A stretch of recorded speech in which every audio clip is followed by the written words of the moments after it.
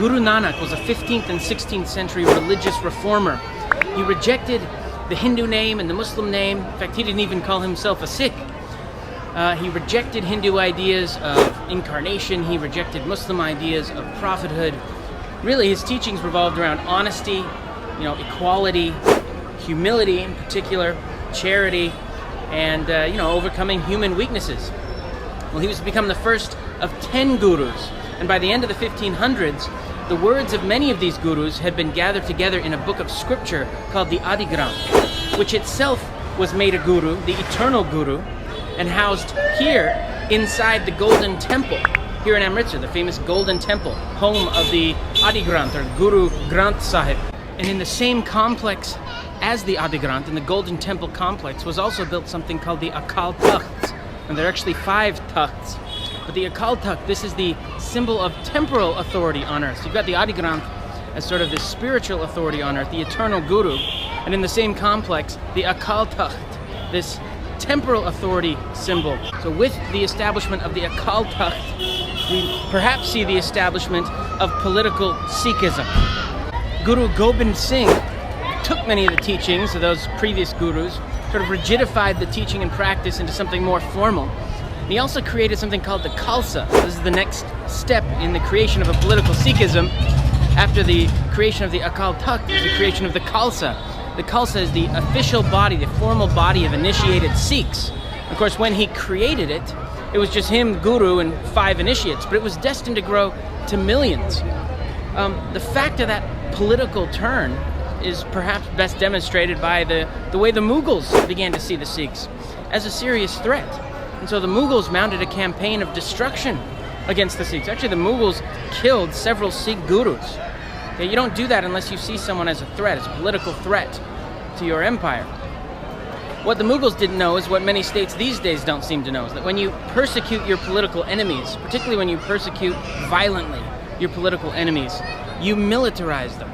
So that when the Mughal state began to crumble, the Sikhs began carving out territories of their own. And they organized themselves into a confederacy of missals.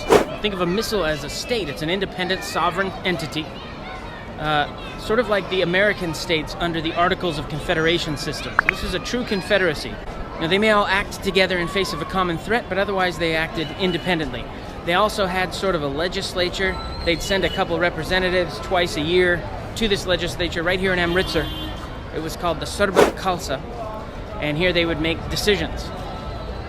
Well, eventually the missals were all grouped together and brought together under one man, Emperor Ranjit Singh, who brought the missals together into a bona fide empire. This was a massive empire, stretched from Afghanistan in the west to almost within sight of Delhi in the east, from Ladakh and Kashmir in the north, all the way down to the edges of Sindh and Baluchistan in the south. This is a syncretistic empire, of course. It's India. You've got Hindus of various stripes, Buddhists, Jains, Muslims of various stripes, and Sikhs, all here in this empire. And Ranjit Singh doesn't seem to have favored one over the other in Sikh fashion. There seems to have been pretty legitimate equality.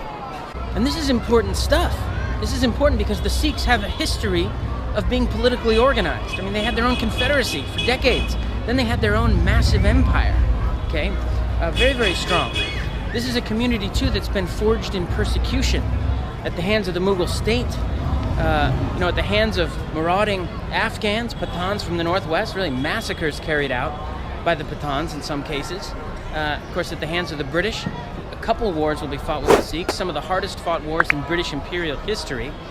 And when in 1848 the Sikhs are finally conquered by the British, at that point the British virtually controlled the entire subcontinent. It was the Sikhs. The Sikhs stood out as the final great impediment to British conquest and control of the subcontinent. So important stuff. Now, most Sikhs will, interestingly, side with the British during the mutiny, 1857-58, the first war of Indian independence, if you're a nationalist. By the time that's over, the British have such respect for Sikh military valor that they recruit very heavily for the Indian Army. They're the British Indian Army among the Sikhs. They're one of the martial races, according to British categorization. After the loss of the Sikh state, Sikhism fell into a sort of decline, disrepair, until the late 19th century and the emergence of a reform movement called the Singh Sabha. And the Singh Sabha was an attempt to sort of return Sikhism to its roots, to the teachings of the gurus, the original practice of the gurus, and to, sort of gain back control of and restore the gurudwaras. And in this, they were actually quite successful in reviving the gurudwaras. This was a time, by the way, in Indian history, a very pluralist Indian society, when identities were rigidifying within the context of the British Raj. You've got Hindus setting themselves apart, sort of formalizing belief and practice as a community, or at least a set of communities. Muslims doing the same thing, Sikhs doing the same thing. So across the board, you have a rigidifying of identities, and that's important. The Singh Sabha had a political wing called the Akali Dal. And the Sikhs actually played a significant role in the run-up to independence. Jawaharlal Nehru and the Congress wanted their support. Of course, Nehru very famously promised Tara Singh, Sikh leader Tara Singh, that in an independent India, the Sikhs would get a Punjab state, a state that would be, whose boundaries would encompass all Punjabi-speaking areas, which is important to Sikhs because most Sikhs speak Punjabi, and most Sikhs are from the Punjab. In the run-up to partition, tensions flared between Muslims and Sikhs in particular. See, Punjab was going to be split, so it's almost like, what do you expect? You're going to have millions of people being uprooted from West Punjab, Sikhs and Hindus streaming east. You're going to have millions of Muslims being uprooted from the east, streaming west into Pakistan. And these giant groups, this mass migration, possibly the largest in human history, they're going to be streaming right past each other. Okay? Hundreds of thousands, maybe more, will never make it to their destination alive. And to make matters worse, in independent India, the much promised Punjabi-speaking majority state never emerges. Okay, so the Akali Dal in the 1950s begins pushing again for a Punjabi-speaking majority state. And for years, they lobby for this. And it's not till the late 1960s that they finally get what they want. Now, the Akali Dal was never interested in independence, at least supposedly. They wanted that majority Punjabi-speaking state within India. But there are other Sikhs who are interested in independence, who are interested in a free and independent Khalistan.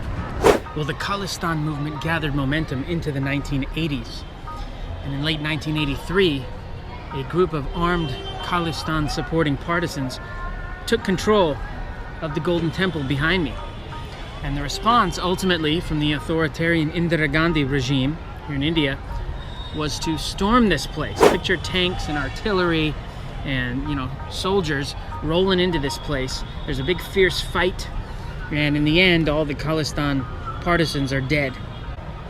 In revenge, a few months later, Indira Gandhi's Sikh bodyguards assassinated her, which itself sparked anti-Sikh riots across India, particularly in Delhi. Thousands of Sikhs, innocent Sikhs, who were just going about their day, were murdered during these riots. Now this remains within, vividly in the memory of millions today, even as the Khalistan movement is pushed to the fringe. Still, as history shows, Sikhism has many strong political precedents. So it could be that in the future, political Sikhism comes roaring back to life.